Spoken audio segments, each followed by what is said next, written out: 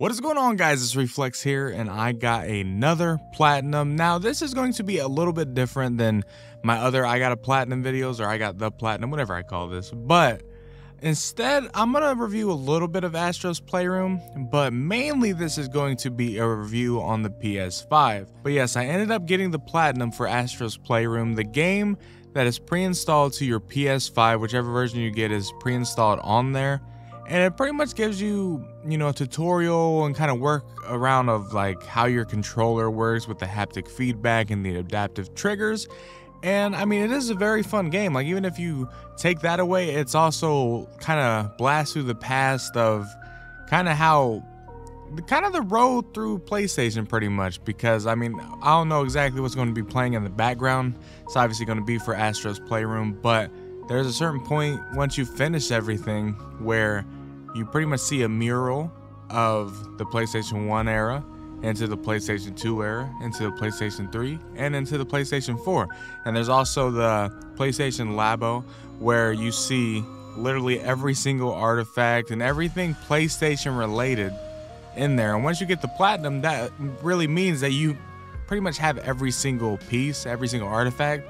So it is pretty awesome to kind of go through every single thing and kind of punch a PlayStation 2's power button or PlayStation 3's eject button, like just to see everything and remember how it used to work and kind of remember the days, because I don't know when's the last time I opened or even like pressed an on button of a PlayStation 1, 2, or 3.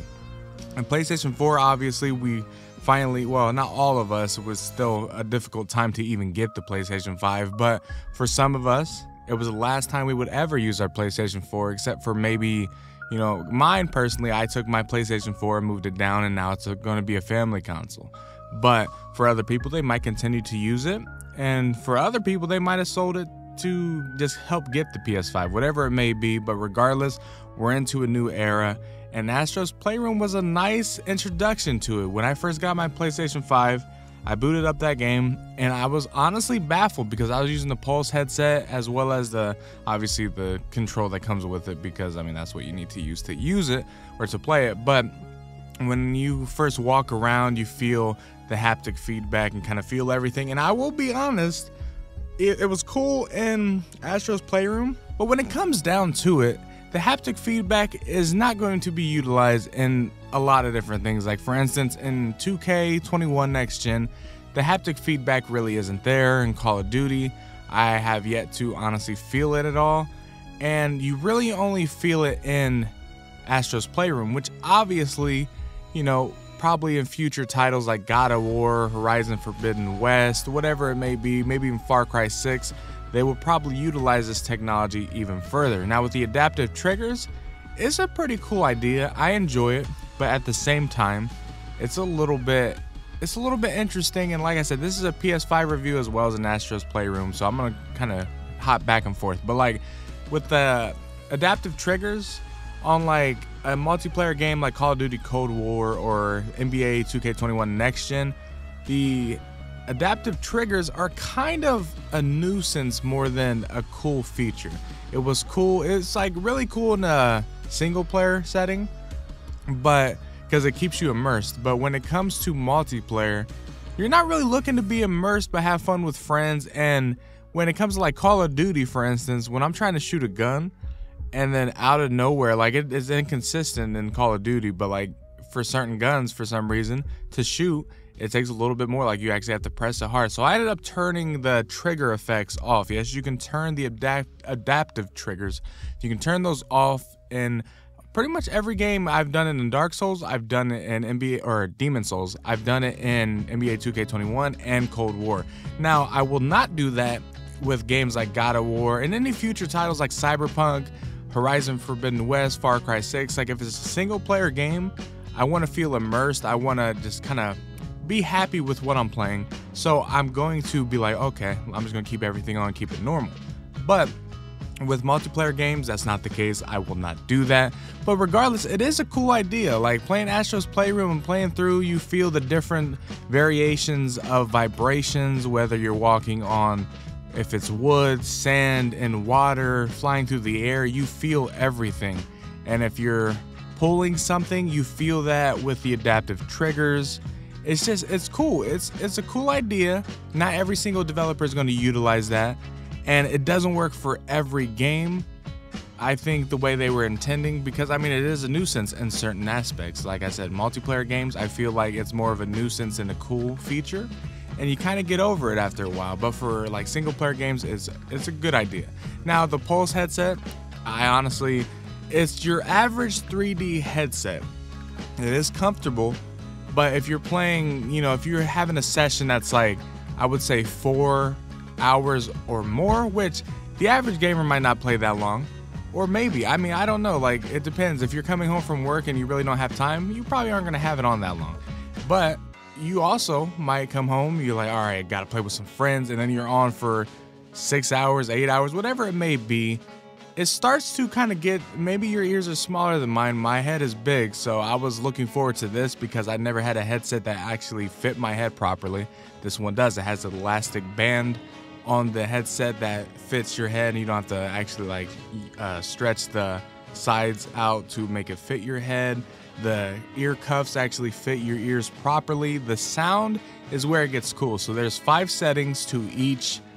Everyone has a different 3D sound, and they're gonna hear sound differently. So there's 5 settings that you can choose from for the Pulse 3D headset. And I think I chose the 3rd one because that one worked good for me. But when you put it on, that quality, obviously they're trying the hardest with their, since the PS5 is gonna support many different headsets. But you could tell for the Pulse 3D headset, like, it works phenomenally. Like, the sound is great. You can really hear, like, there's a sound quality difference between like Call of Duty, if you're playing 2K, if you're playing Astro's Playroom. There's certain games that just sound immaculate. It's amazing. For instance, I think the best sounding game so far for me would have to be up there from Demon's Souls and Call of Duty, but I cannot wait to play Cyberpunk so I can hear what that's going to sound like. I'm not entirely sure if there's a PlayStation 5 version. I haven't played Miles yet, by the way. I know you're probably like, what about Miles? A little issue happened with that. So when I got my PS5, it was a digital version. They were supposed to give me codes for Demon's Souls and also Spider-Man Miles Morales, but instead they sent me 2 physical copies of those games at launch. So as you can imagine, I was kind of upset because I was like, well, I can't play this, and I technically haven't got to play Miles Morales yet because I ended up buying Demon's Souls again, and buying a $70 game twice, that ain't the way. So I'm like, I'm gonna have to deal without playing Miles for a little bit, but I'll get to it and I'll have a blast with it. But man, the PlayStation 5 is great. Now, if you have a monitor or a TV that can support, the PlayStation 5's capabilities, like I lucked out with my monitor that I bought and kind of waiting for this. It actually supports 400 or 4K, 120 frames. Now, the thing is, it supports 60 frames 4K. Now, if you want to play Call of Duty, you can get to 120K or 120 FPS. Like, I'm all jumbled right now. But you can get up to that point with this monitor, but it scales it down to 1080. But once there'll probably be an adapter of some sort, or there'll be monitors, and there's TVs that already have this 2.1 port in it. But once there's monitors that release that has also the 2.1, which they're going to cost a pretty big penny. Like, it's going to be a lot, but once they come out with that, you'll be able to enjoy 4K 120 FPS, which will be nice. Me personally, I think 60 is good enough for me. If I want 120, I'll scale it down to 1080. 1080 at 120 will look phenomenal anyways, because for me, I care more about FPS than resolution, and I can deal with a 4K 60, but 1080 120 on a Call of Duty also looks phenomenal. Like, it's like a good trade-off. You trade off the resolution for the frames, and on a story game, you're trading off the frames for the resolution, because, I mean, it also HDR is supported with the monitor. And if you want to look up the monitor, I might have a link to it below. I think it's on a Black Friday deal still, so you might get it for a little bit cheaper than what I paid for it, but still, it's a great monitor. Surprised me because it's only labeled as 1440p. Like, that's as high as it says it goes, but that's not true. It's actually not true at all, which is very, very surprising. And honestly, I don't know if I lucked out or got a different monitor than what was there, but I'll give you the link that I have because it's still in my Amazon orders, so I'll give you that. But the PS5, just the way the UI looks, I feel like it looks a lot more clean than probably the best it's ever looked in my opinion. Compared to like PS3, I thought it looked pretty ugly in my opinion. That's why I was on a 360 around those times. And PS4, it looked good, but it was missing the simplicity and just it looking clean and nice, but instead it looked kind of clunky. And a lot like the artwork would be covered by certain aspects of the dashboard itself, which I did not like. But in this, you get a big space that shows off a lot. And if it got really cool artwork that they show for every game, then you can see that in its entirety. I was playing Melody of Memory, and the PS4 games work pretty well on it. Now, obviously, you want to plug in an extended storage and put your PS4 games onto that because you don't want to take up your SSD storage, because that would honestly not be a great idea. But now continuing on in Astro's Playroom, you play through it, you play these cool levels, and it really gives you an idea of that you can blow in your control. There is that option. You know, there's an option of moving the control. It's a motion sensor type deal, which is cool. It makes it it shows you what the games are going to be capable of later. Like, for instance, let's think about Horizon Forbidden West. You know, when you shoot the bow, you're going to feel a little bit of resistance in the aiming in and in the shooting, but it's going to feel nice. The haptic feedback might feel good if if you get hit, you're going to feel a little bit of vibration there. Probably depending on the side you get hit, you might feel it more on your right side instead of your left, or vice versa. Maybe when you're running, you'll feel a different vibration, whether it's on grass or on stone or anything it may be. God of War, when you're throwing your axe, you might feel a certain resistance. I don't know. It'll be cool. And even when you retract it back, you'll feel that maybe on whatever hand Kratos is catching it with. I think that'd be badass. And even I'm not entirely sure exactly what the blowing feature in the mic will be used, other than in a kind of toy box style game like maybe Ratchet and Clank, or if they decide to do another Sly Cooper or Jak and Daxter. That I could see being a potential game that would utilize that, or maybe even a Crash or a Spyro for future games. Or if they decide to make a horror game like Konami, and I keep seeing rumors of Kojima, you know, maybe doing Silent Hill, but it's an interesting process, but I could see them doing some stuff. A Kojima game would utilize these features greatly, in my opinion. But further on, you know, after you beat everything, you get this tech demo for PlayStation, the very first PlayStation tech demo that there was, where you're pretty much fighting a T-Rex boss, and it was cool, it was fun. I ended up dying once. Now, I'm not entirely sure, I probably didn't show that on the gameplay, because I always only show the process of getting the final achievement. That's normally how it works. But yeah, I thought that tech demo was very fun. Now let's talk about the PS5, because that's pretty much it when it comes to Astro's Playroom. I did end up getting another platinum. It's gonna be a quick talk about this one. It's called Road Bustle, and it literally is you just running. It's like a Frogger, but instead you're a delivery man, and you just run until you get like 18,000 points, and then you get the platinum. It's the literally most simplest platinum that I got, and I got it in about 5 minutes. Like, it was very weird. I turned it on, started running, didn't even die, and then I got the platinum. I was like, oh, okay, and then I deleted it immediately. But the PS5, now, if we want to continue on talking about, you know, the speeds, which is what everyone normally thinks about when they think about next-gen consoles, whether you're an Xbox fan, PlayStation fan, like, it's that good of time where you're getting these fantastic load times. Like, for instance, if I'm going from, if you go from a next-gen game to another next-gen game, the speed is there. But when you go to a next-gen game to a PlayStation 4 game, it's a little bit less speed, and the reason why is because you're putting your data on the extended storage, so it's not really utilizing the SSD to its fullest capabilities, because that game isn't on your SSD itself and it's not supported in that way.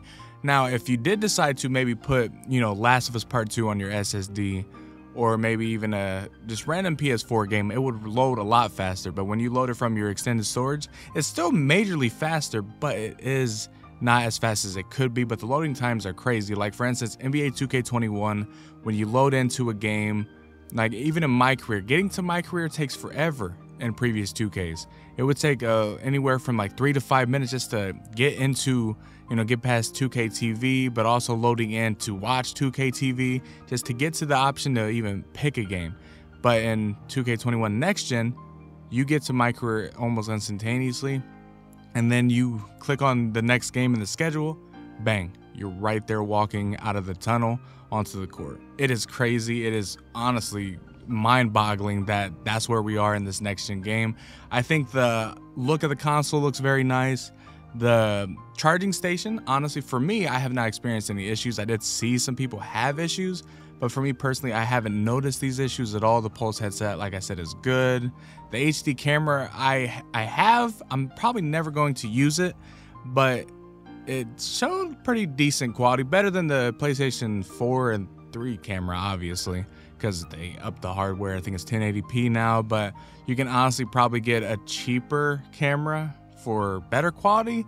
But if you stream through PlayStation, that's the best way to go. Like, that's obviously the best way to go. Now for the media remote, not many people care about this thing, but I was like, you know what, I like this. I can literally just, as soon as I walk in my room, grab the remote, turn on, and then it's on. I can turn on my monitor because I have it set, it linked to it, so I can turn on both, turn on my lights, because for some reason it works with it. It makes no sense, but like, you can control the console with this media remote, and I think that's pretty cool. Like, say, you know, you're gonna let your game charge, you can let your controller put it on the dock, grab your media remote. Now you don't need that control anymore because you're utilizing this. It takes AA batteries, which they supply you with, and it's just perfect. It's a nice little accessory that's honestly good to have. But for Astro's Playroom, I would give that game honestly a 9 out of 10 because it does give you a great tutorial of the control, and it does give you a great idea of what the future of games will be holding with the power of DualSense and honestly 3D audio and everything. Like, it is just,